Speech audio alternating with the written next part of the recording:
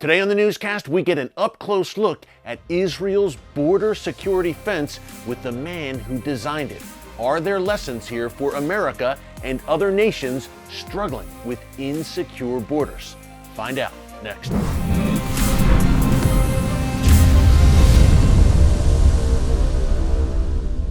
Hey folks, Erick Stakelbeck here. Welcome to the Watchman Newscast.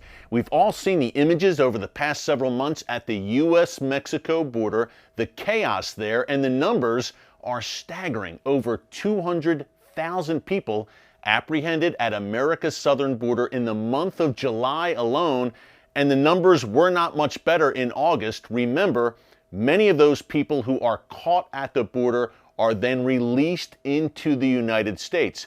Now, we don't have the official statistics for the month of September yet, but folks, to just give you a preview, what we saw a few weeks ago in Del Rio, Texas, under the International Bridge, where we had a huge makeshift refugee camp with tens of thousands of people gathering under that bridge in September 2021, not a good indicator for what the official numbers will say for that month. It's a major problem without a doubt. President Trump attempted to build a border wall.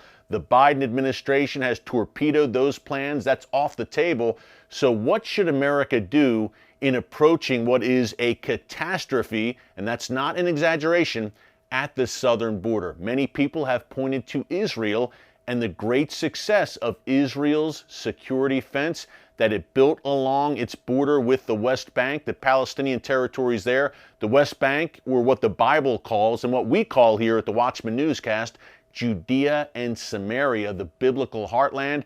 Israel built a 450-mile security fence. About 95% of it is fence, and only 5% is concrete wall of this security barrier that Israel built. Nevertheless, the quote-unquote international community, and many in it, call this an apartheid wall, which couldn't be further from the truth. What this security barrier, which again is mostly fence, did do is it put a stop to the wave of suicide bombings, Palestinian suicide bombers who were crossing from the West Bank into Israel and murdering Israelis as part of the second intifada, or uprising, Palestinian uprising against Israel between the years 2000 and 2006. During that period, over 1,000 Israelis, men, women, and children, were killed. There were thousands of terror attacks, and many of the perpetrators, again, crossed over from the West Bank, Judea and Samaria, into Israel to conduct these attacks. That came, thankfully, to a screeching halt, for the most part, around 2006, when Israel completed this security barrier. We had a chance a little while back to travel to Jerusalem, just outside of the security barrier, where we met with Colonel Danny Tirza. He is the architect, the designer of Israel's very successful security barrier. Take a look. Well, Danny, tell us where we are right now. Okay, we're standing now at the southeast neighborhood of Jerusalem. This neighborhood behind you is called Gilo neighborhood, G-I-L-O. About 45,000 Israelis are living here, and we're just on the municipal boundary of Jerusalem. This is Jerusalem, Israel, and this is the West Bank. If you look down the valley, you can see from here there are two roads. One road where the traffic runs on, second road, nobody on it, and then you can see a wire fence. Well, this wire fence there is the security fence. Well, oops, wherever you've seen the security fence in the media, they always show you those concrete walls. Well, there are concrete walls. You can see some of them there on the mountain. But please remember, only 5% of this huge project of 451 miles long, only 5% are concrete walls. All the other are wire fences, as you can see down the valley here. You'll never see them in the media. It's amazing because we hear so much about this apartheid wall in Israel, but Colonel, you're saying, look, this is only 5% of this long structure, but which, by the way, you designed, so you know of which you speak. Tell us about the thought process behind designing the security fence. Well, in summer 2000, we were in Camp David, Maryland, and as you know, Prime Minister Ehud Barak offered the Palestinian 94% of the West Bank, all Gaza Strip, large areas in Jerusalem, and even the Temple Mountain. But he asked Yasser Arafat for one thing, that he will sign that this agreement is the end of the conflict between our two people. And Yasser Arafat couldn't do it. So everything crashed down there, and just 6 weeks later, the Palestinians started a terror attack against Israel. The second intifada. What they are calling the second intifada, and of course I don't use their terms because it means, every word means something behind it. First they were shooting from their areas toward Jewish neighborhoods in Jerusalem.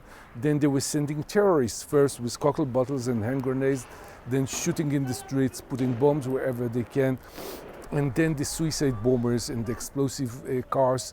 And of course, all the life in Israel have changed in one day. There were three young girls from the Haitian refugee camp that wanted to create a terror attack in Jerusalem.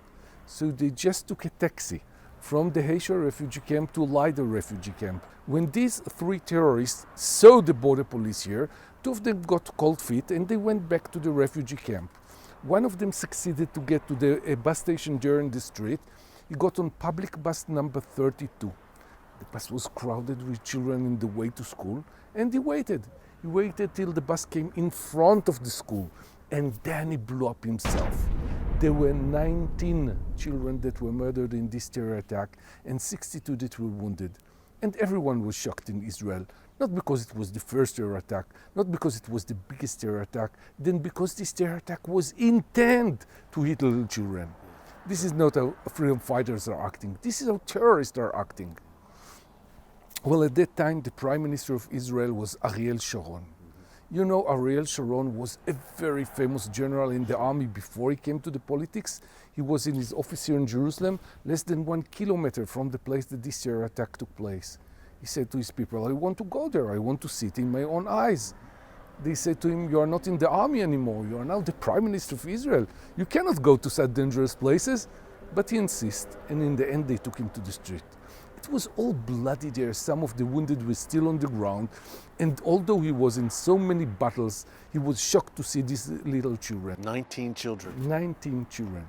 Purposely targeted. Yeah, and there were 19 children that were murdered and 62 that were wounded. It took another 2 weeks. Another big terror attack in Passover evening in Netanya. And the government took the first decision to let the army design and build a security fence. And that was the moment when I got the mission to be the head of this project. Well, as the government didn't want to build it, the government didn't want to get inside the details of the route of the fence. So I was the bad guy that had to walk on the ground, define the right line of the fence, and build it as fast as I can. Wow. These sound like turning points in the decision to see these horrific suicide bombings, children targeted. And Colonel, this was a non-stop flow, people need to understand, coming from the West Bank of suicide bombers. This was becoming an epidemic in Israel. Something had to be done to stop it. And what were the effects after the fence was built? What happened? From 2000 till 2006, the end of 2006, we had in Israel about 4,000 terror attacks. In this period, we lost 1,652 people that were murdered from terror attacks. A lot of others were wounded. And from January 2007 till today, we had only 33 terror attacks from the West Bank, and we lost in this period 18 people. Of course, I cannot say only because everyone is a whole word, but you can see the difference. But That's astounding. That's an astounding difference. But it's not only the fence. The fence is the infrastructure on the ground. If the soldiers are not working here, if the intelligence is not working here, if there are no good relations with the Palestinian side and very good coordination with the Palestinian police, it doesn't work.